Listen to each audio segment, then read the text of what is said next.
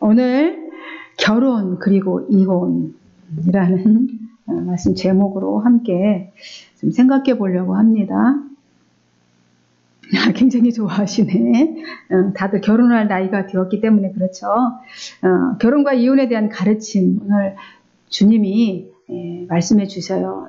결혼 이제 정년기가 다들 되었으니까 잘 들으시고 결혼의 의미를 좀 생각해 봤으면 좋겠습니다. 우리 결혼을 결정하는 데 있어서는 다양한 요인들이 작용을 하죠. 그죠? 그런 것처럼 또 이혼에도 서로 많은 영향력을 주는 다양한 요소들이 있습니다. 그죠? 뭐 의사소통이 서로 잘 안 돼서 아유 대화가 안 돼, 성격이 안 맞아, 그죠? 너 상대방에 대한 배려심 이게 부족한 거, 너무 이기적이거나 또한 경제적인 너무 힘들게 살아서 경제적인 이유 등 이런 현실적인 부분들을 비롯해서 여러 가지 요소들에 의해서 또 이혼을 결정하게 되기도 합니다. 우리나라도 점점 이혼율이 높아져 가고 있는 이 상황 가운데 있습니다. 그 요인들을 살펴보면 물론 사회적인 배경 뭐 이런 것도 있고 뭐 개인적인 요인도 있고 사회 구조적인 그런 요인들이 있는 것 같습니다. 물론 사회 변화에 따라서는 의식 변화들이 될 수 있는데 이제 여성들의 경제적인 사회적인 지위가 좀 높아지면서 향상되면서 여성도 이제 경제력이 있으니까 혼자 살 수 있는 조건이 갖춰졌습니다. 그렇죠. 그래서 아울러서 이제 결혼에 대한 인식의 변화가 이제 예전에는 가족 관계의 이제 중심에서 이제는 부부 중심이 되어감에 따라서 이제 개인주의적인 사고 방식이 더 커졌어요. 그렇죠. 가족의 그런 전체적인 가족의 유지보다는 부부간의 애정이 우선 가치, 더 중요하다 이런 우선 가치로 인식되면서 이제는 더 이상 서로 뭐 이해하고 존중을 바탕으로 하는 그런 결혼이라는 인식보다는 나의 행복, 그죠? 나의 행복을 추구하면서 모든 것에 있어서 조건적으로 부족함이 없어야 된다는 그런 것이 이제 뭐 트렌드화 되어 있는 것처럼 지금 결혼 생활에 대한 그런 인식들이 있고요. 그래서 이혼율이 증가한다는 그런 결과의 영향력을 이런 의식이 또한 끼쳤다고 볼 수 있습니다. 물론 사회의 구조적인 요인으로 물론 뭐 경제 위기와 같은 이런 상황이 또 영향을 주기도 합니다. 오늘 그래서 이 본문 말씀을요, 예수님이 이제 결혼과 이혼에 대한 어떻게 교훈하시는지 오늘 특별히 이제 이런 분위기 가운데서 마음에 새기시고 이렇게 은혜 받는 시간 되었으면 좋겠습니다. 예수님께서 이제 갈릴리 사역을 이제 끝내시고 이제 예루살렘으로 향하십니다. 유대지경과 이제 요단강 건너편으로 이제 가시니까 우리가 같이 또 예수님께로 또 모여들었습니다. 이제 주님은 이제 공개적으로 이제 서슴없이 공개적으로 이제 말씀을 전파하십니다. 그리고 제자들에게 특별히 제자들을 가르치는데 이제 얼마 안 남았기 때문에 십자가 사건을 앞두고 얼마 안 남았기 때문에 이제 제자들에 대한 가르침에 중점을 좀 두고 계십니다. 그래서 1절에 오늘 보니까 예수님께서 거기서 떠나 유대지경과 요단강 건너편으로 가시니 무리가 다시 모여들거늘 예수께서 다시 전례대로 가르치시더니 그랬습니다. 전례대로. 그러니까 군중을 그냥 전에 늘 예수님이 가시는 곳마다 이제 따랐잖아요. 그냥 그 대로 늘 멀리하지 않으시고 이제 공개적으로 이제 큰 그 십자가 사건을 두고도 이제 공개적으로 가르치셨다라는 말입니다. 그때 이제 거기에 누가 더 있었겠어요? 늘 바리새인들이 있었잖아요. 유대인들도 있었고 유대주의자들, 유대교인들. 이제 바리새인들이 예수님께 나오더니 갑자기 가르치고 있는데 이혼에 대한 질문을 합니다. 이혼. 뭔가 궁금해서 왜 이혼을 해야 돼? 이런 것 때문에 질문한 것이 아니고 오늘 본문에 보니까 왜 시험하여 그랬습니다. 그러니까 잘 알고 있는지 이 양반이 이혼이 뭔지 잘 결혼도 안 하신 젊은 청년이 잘 알고 있나? 이 테스트하려고 한 것이 아니라 올무를 놓아서 가르치게 이렇게 넘어지게 하려는 올무 놓아가지고 넘어지게 하려는 목적으로 물었다는 것이죠. 그러니까 이혼에 대한 율법의 규정이 어디에 나와 있느냐면 신명기에 나와 있습니다. 신명기 24장 1절 2절에 이렇게 기록되어 있어요. 사람이 아내를 맞이하여 데려온 후에 그에게 수치되는 일이 있음을 발견하고 그를 기뻐하지 아니하면 이혼 증서를 써서 그의 손에 주고 그를 자기 집에서 내보낼 것이요. 이렇게 나와 있습니다. 이 당시 그래서 이 이혼에 관한 해석, 이 말씀에 대한 해석이 있었는데 그 샴마이 전에도 말씀드렸듯이 샴마이 학파와 그래서 이것에 대해서 힐렐 학파 간에 논쟁이 쟁점이 좀 되고 있었습니다. 이 이혼에 대한. 그래서 사람이 아내를 취해서 데려온 후에 수치되는 일, 그러니까 수치되는 일이 무엇인지 이 두 학파 간에 율법의 해석에 대한 견해차가 있었다는 것이죠. 그 샴마이 학파는 그것을 엄격하게 간음하는 일, 간음한 수치되는 일이라는 건 뭐냐면 간음, 결혼했는데 외도죠. 쉽게 얘기하면 간음하는 일 한 가지로만 적용을 했습니다. 그런데 힐렐 학파에서는 사소한 것까지도 다 포함했어요. 그러니까 남편을 기쁘게 하지 못하는 모든 이유, 그러니까 남편을 기쁘게 하지 못하는 모든 이유를 수치되는 일이라고 이렇게 적용했다는 것이죠. 그러니까 예를 들어서 아내에게 이제 처음에는 그런 대로 좋았는데 이제 실증나 살다 보니까 바꾸고 싶잖아요. 그러니까 이것도 아내를 기쁘게 하지 않은 일, 또 자기에게 불순종해. 이제 그것도 이제 거는 거죠. 여러 가지 이유로. 또 가정에 어떤 이렇게 살다 보면 사소한 이런 불화가 생기는데도 아내 책임, 수치되는 일, 아내가 가정을 잘 못 다스렸다는 거죠. 이런 것들을 다 이혼 사유로 삼았던 것입니다. 이처럼 당시 유대 사회에서는 이혼 증서 제도를 악용하는 남성들이 많았다는 것이죠. 심지어 못된 남편들도 있었어요. 아주 못된 남편은요, 이혼 증서를 써줄 때 어디다 써주냐면 나뭇잎에다 써주는 거예요. 나뭇잎에다 써주면 어떻게 됩니까? 글씨도 금방 희미해지면서 또 바싹 마르면 잘 보관한다 할지라도, 그죠?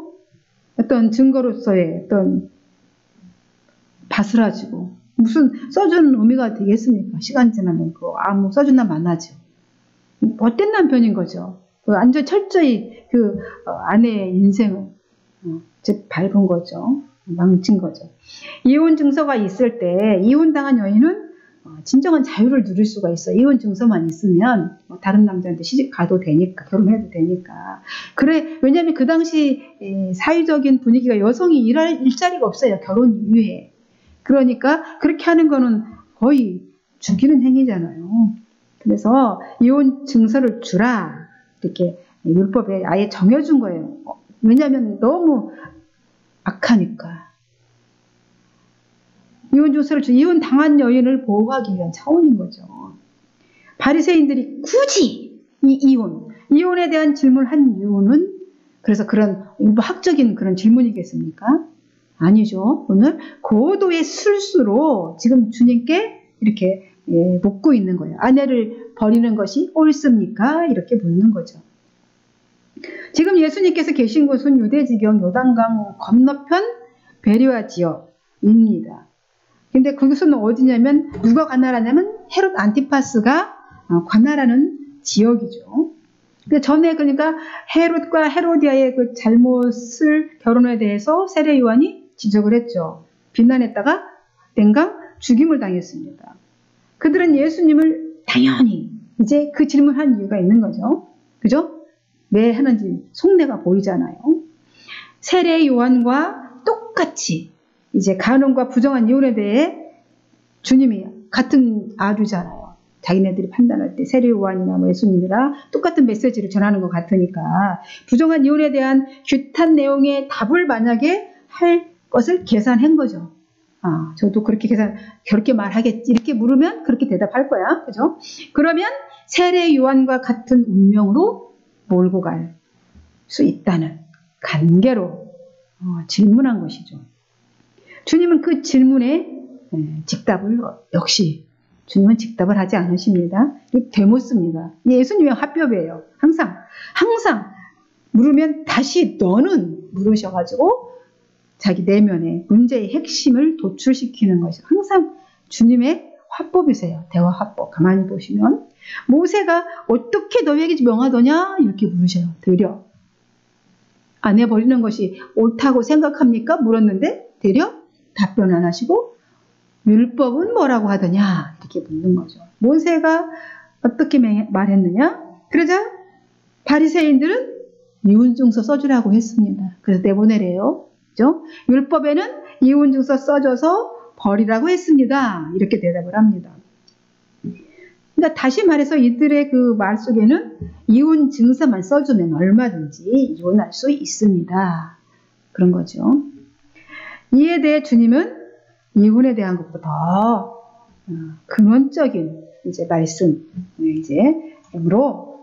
교훈하려고 하시면서 그 관계를 물리치시는 것입니다. 5절에 이렇게 말씀하세요. 예수님께서 드디어 말씀하시죠. 그들에게 이르시되 너희 마음이 완악함으로 말미암아 이 명령을 기록하였거니와.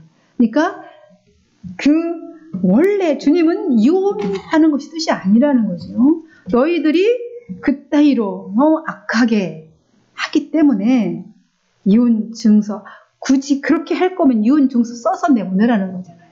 이혼 증서 써서 내보내서 여인의 생명을 보호하고 그의 인생을 지키시고 하라는 것입니다. 그런 의미를 줬다는 거예요. 주님은 율법의 이혼 증서를 명하는 것이 하나님의 뜻이 아니라 하나님의 근본적인 의도가 아니라 너희들의 인간의 완악함 때문이다. 이렇게 말씀하십니다. 하나님의 진짜 뜻은 뭐예요? 결혼한 부부가 죽을 때까지 행복하게 잘 살기를 원하는 것입니다. 하지만 인간의 죄성이 이 결혼 생활을 행복하게 유지하지 못하고 있기 때문에 끝까지 가는 부부가 그리 많지 않기 때문에 이혼 증서의 제도를 마련하시는 것입니다. 하셨다는 거예요. 어디까지나 사랑으로 한 몸을 이룬 그 부부가 그 약속을 깨고, 그죠? 그 약속을 깨고 다른 사람과 음행했을 때만 그러니까 이혼 증서를 써줘서 내보내라는 것이지 그것을 막 남발해도 된다는 뜻은 아니라는 거죠. 이 사람들이 이제 이혼 증서를 써주라는 것은 인간이 얼마나 완악한지 자기 남편이라는 작자가 이제 아내를 인격을 존중하지도 않고 함부로 대하고 마치 재산의 일부 어떤 소유물인 양 인격을 존중하지도 않고 있기 때문에 이혼 증서라는 제도는 이혼 증서 제도는 결혼한 아내가 남편에게 부당하게 학대받을 경우에 그 학대에서 벗어나서 새로운 인생을 살 수 있는 길을 열어주라는 그런 의미라는 것입니다. 이혼 증서는 이 가진 여자는요, 이제 남편의 법에서 이혼 증서를 받기만 하면 이제 남편의 이제 구속에서 벗어나는 거죠. 다른 사람이 결혼할 수 있습니다. 사실상 간호하다가 공개적으로 발각되었을 경우에는 법은 율법은 여자만 쳐죽이라고 하지 않았어요. 만약에 사실상 간호마다 들켰어. 공개적으로 발각됐어. 사람들 앞에서. 그럼 남녀를 둘 다 돌로 쳐 죽이라. 레위기 20장 10절에 이렇게 규정되어 있습니다. 그러니까 이혼 증서를 써 보내는 것은 그러나 은밀한 중에 공개적으로 발견되지 않고 뭐 남편만 어떻게 알게 됐다. 은밀한 중에 간음이 드러났을 경우에 생명을 지키게 하는 보호의 기능으로 이혼 증서 그냥 써서 내보내라는 거죠. 공개적으로 해서 돌로 쳐 죽이지 말고 이혼 증서 써서 내보내라. 요한복음 8장 1절 이하에 보면 이제 바리새인들과 서기관들이 또 이 음행 중에 잡힌 여인을 끌고 와서 사람들 가운데 세우고 그렇죠. 예수님 앞에 데리고 오잖아요. 모세의 율법은 이런 여자를 돌로 치라 했는데 선생은 어떻게 말할래? 이렇게 물어보잖아요. 어떻게 말하겠느냐? 이렇게 물어봅니다. 그러니까 고발할 조건, 거기도 조건이 있어요. 고발할 조건을 만들기 위해서 질문을 했다는 겁니다. 현장에서 잡혔으면 혼자 가늠합니까? 그죠? 혼자 가늠이 안 되잖아요. 현장에서 잡혔으면 연놈이 다 와야 되는 거잖아. 남녀 둘 다 끌고 와야 하는데, 여자만 끌고 와서는 예수님께 끌고 와서 꿇어 엎치며 율법 모독죄 이제 이렇게 덫을 씌우려고 그렇게 질문한 것입니다. 우리도 알다시피 주님이 아주 놀라운 판결을 하시죠. 지혜로운 판결을 하십니다. 뭐라고 말씀하십니까? 너무나 유명하니까. 뭐라고? 너희 중에 죄가 없는 자가 먼저 돌로 치라. 입니다. 돌로 친 사람이 있었습니까? 나이 먹은 사람은 어린 나이까지 다 가고 없었습니다. 죄 없는 사람은 한 사람도 없었기 때문에 다 떠나가고 여인과 예수님을 남게 되었죠. 그때 주님이 나도 너를 정죄하지 않을 테니 다시는 죄를 범하지 말라 이렇게 하시면서 용서를 선언하셨습니다. 그러니까 율법보다 죄를 지으라는 게 아니라 그 율법보다 한 사람의 생명을 소중히 더 여기신 것이죠. 율법의 의미는 생명에 있습니다. 생명 존중이고요. 율법은 죄를 드러내서 그 죄를 짓지 말고 죄에 대한 싹신 사망에 이르지 말도록 하기 위해서 주신 것이죠. 바리새인들은 마찬가지로 주님을 올무에 걸러 넘어지게 하려고 지금 오늘도 이혼에 대한 질문을 한 것인데, 주님은 이혼을 하는 것이 옳으냐 옳지 않느냐 말씀하지 않으셨습니다. 율법에 뭐라고 기록되었느냐 되물으시면서 이혼 증서 제도를 그들이 말하도록 유도하신 것이죠. 그리고 그 제도를 허락하신 참 의미를 차원 높은 답변을 해주신 것이죠. 이혼이 아니라 부부가 행복하고 거룩하게 사는 것이, 건강하고 거룩하게 사는 것이 하나님의 뜻이고, 이혼 증서를 허락하신 것은 너희의 완악함 때문이다 말씀하십니다. 그러면서 이혼을 하려면 결혼을 해야 되잖아요. 먼저 이혼하려면 이 결혼 제도는 하나님이 주신 거룩한 것이다 하면서 6절에서 8절까지 이렇게 말씀하시죠.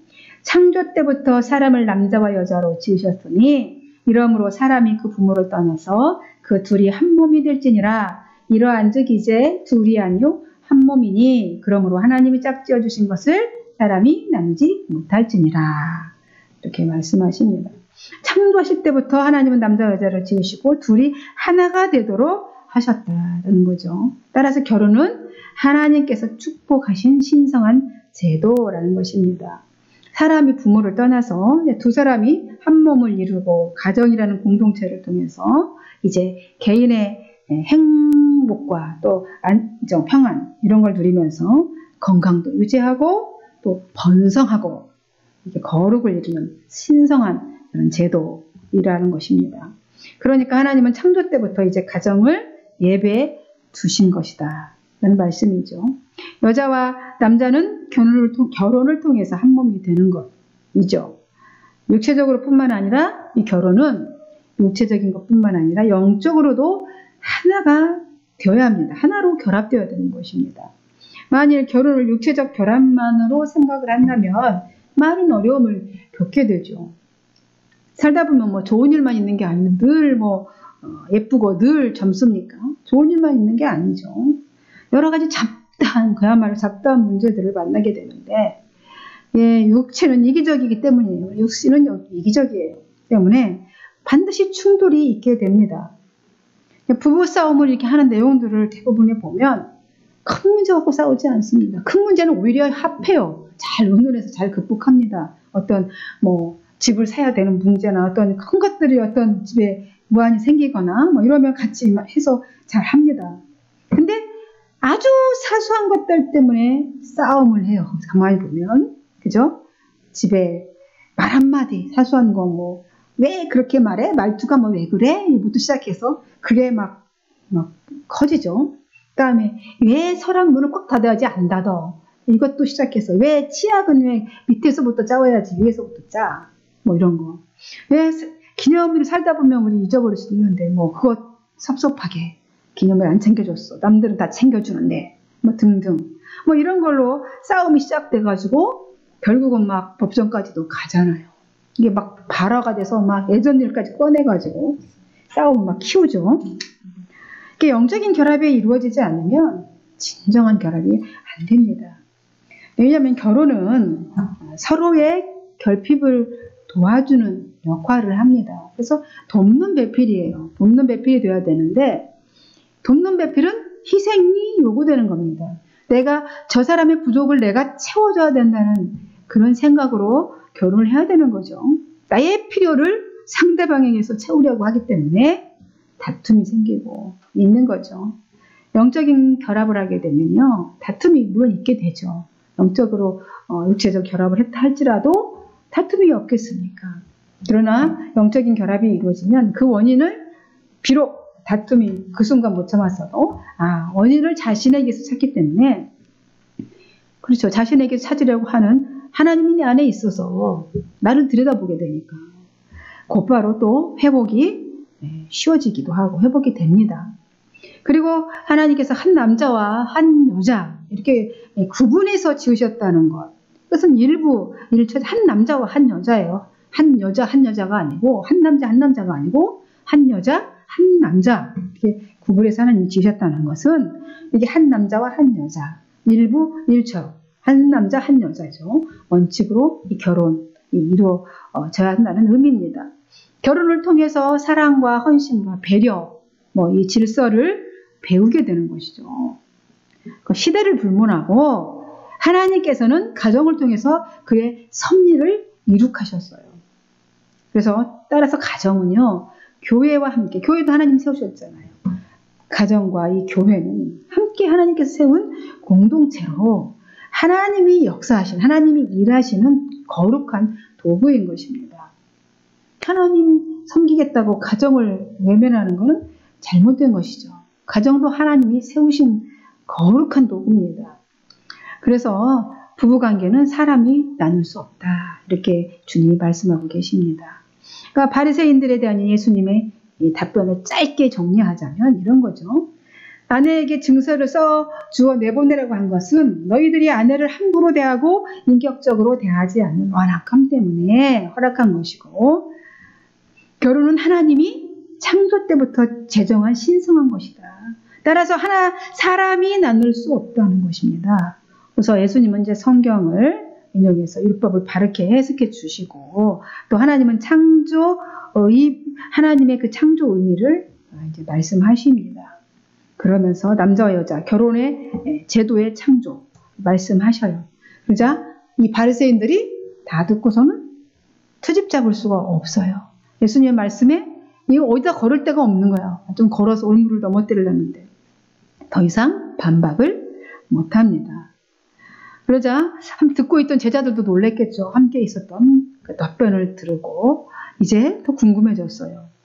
어떻게 예수님에게 그러면 그거에 대해서 더 자세히 듣고 싶은 마음이 생겼습니다.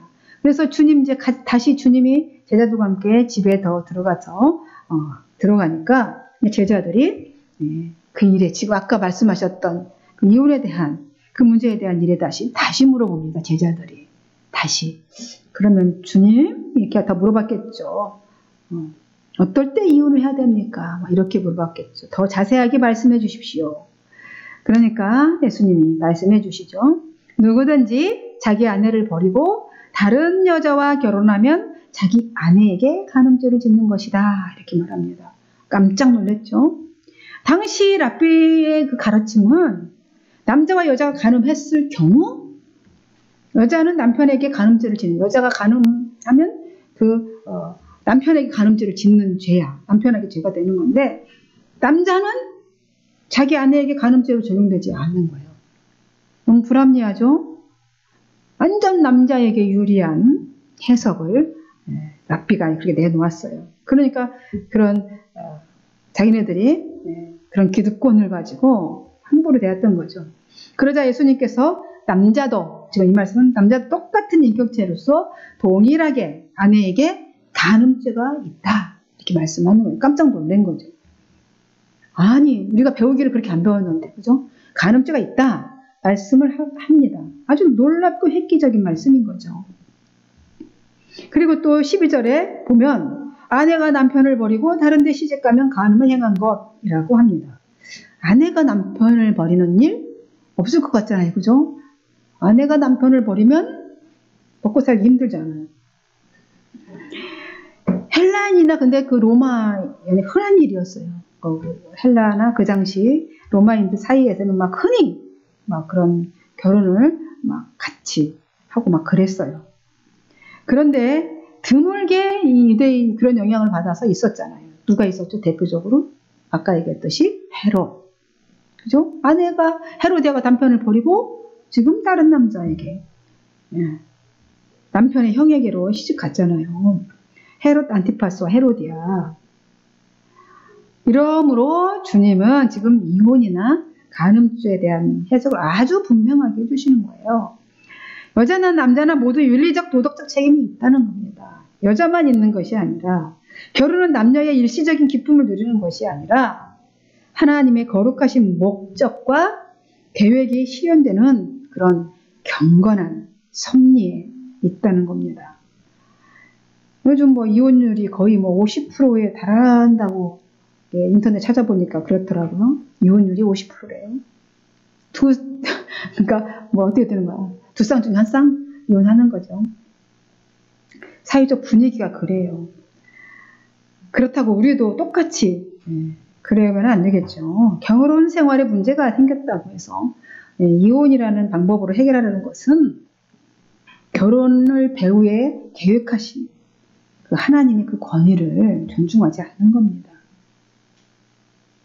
그래서 결혼할 때 신중을 기해서 해야 하는 것이죠. 평생을 같이 살아야 할 사람인지 잘 검증해서 영적인 결합이 이루어질 수 있는 상대를 골라서 평생 같이 가야 되는 거죠.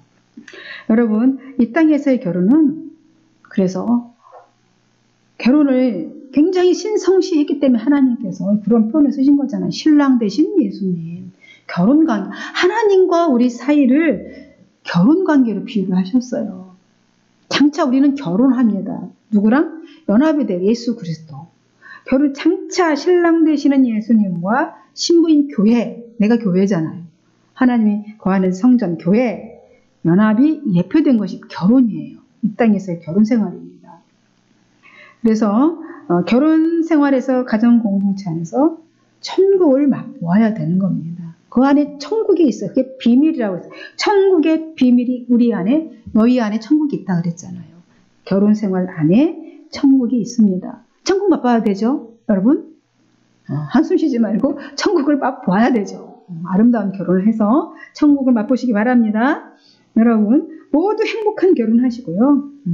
거룩한 가정을 꾸미시길 주님의 이름으로 간절히 축원드립니다. 기도하겠습니다. 하나님, 성령 하나님 감사합니다. 오늘 저희를 신부로 애정하시고 초청하시고 기다리시는 예수님, 오늘 이 말씀을 통해서 결혼의 의미, 또 이혼을 왜 하지 말아야 되는지 등 여러 가지 교훈적인 말씀을 잘 배웠습니다. 신랑 되시는 예수님을 만나며 신부가 단장하고 기다리는 것처럼 오늘 저희도 이 말씀을 잘 새겨듣고 장차 이 땅에서 결혼 생활도 행복할 뿐만 아니라 장차 영원히 주님과 함께 행복한 연합의 생활, 결혼의 생활을 꿈꾸며 살아가도록 설계하도록 또 저희들에게 능력 주시고 또 지혜 주셔서 이 땅에 사는 날 동안 천국을 이 땅에서 맛볼 수 있는 저희들 모두가 되게 하여 주옵소서. 축복하고 감사드리고 거룩하신 예수님의 이름으로 기도하옵나이다. 아멘.